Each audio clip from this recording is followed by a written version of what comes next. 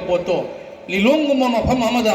मालें की लेबाक पे लेतबी स्कूल अमदा लेत मफम से सुगुम मीद वोट पीबसिमक्ति अइंगोल नत्रसु इंडिपेंडेंट एमएलए दरा कना कुमबी अमदरा पिथोखगा लिलोंग की माई कन्नबु होनमिनसी हाइबो वहिदुमकतने न थमजनिंदा हाई दबा कोविड की लाख था अइनो लाख हुंफु लौखिबदा मांग लेमजिन बिरिबा इति एकल मैम हाइबियु सेंग बेखाय अचा थाव हवा येंकिबा मतमदा मोदी ने पिरकपने ना हाइकिबा एक मतमदुगी हौजिकिन एमएलए मतमदुगी ने कैंडिडेट अंतास नत्रो लाख था लुपा अमगी थुम पैकेट अम येंकिब्रो हौजिकि एमएलए सिना पुरान बे एमएलए हाइबिदा लांब्रो लुपा लाख था कलाना सिजिनकी हेलार दिन की पूरी थाउदा इंकाई बंदी हेलार दिन की जंगी बनत्रो ऑक्सीजन सिलेंडर अमख कोविड नाबु मतम द पीखिब्रा एमएलए फंड लुपा करोड़ हम कराय डिसीजन की अइना लंबी थोलगा करा पाट की लंबी सीधा लाख करा मंगा हफ्ती लगा लखु की बदु दास नत्रो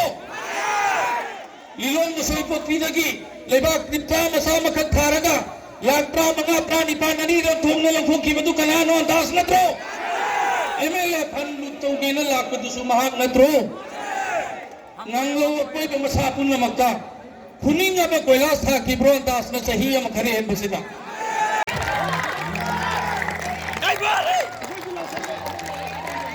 लाओ मया खिलो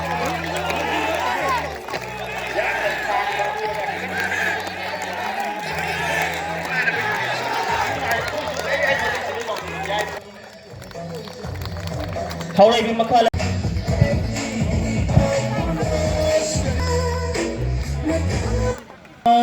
उलमा एकराम कोई वॉलंटियर सिना मखोय कुंदरेश सुबदा पटादुना मसागी जहीद कुंदरेश सुबदा कैमरा में लेना मखोयना मतममदा बीजेपी दा लेरिंगेदा तौकिबा थबक थरम मरी लेना मसी दा चंगखरबा बीजेपी थादों लमलबा दुगुमलबा इकाई अबदाली प्रेसिडेंट लिलोंग मंडल मथंगदा एमजी अयुब खान प्रेसिडेंट लिलोंग मंडल बुया मयुंगी प्रेसिडेंट वाइस प्रेसिडेंट मथंगदा थोइदोने काई खुमजरे एमडी रफ्यूजुद्दीन किसान थंगदा ई याई मसिंग मथंगदा लेंगसिन बिरगले से 30 बार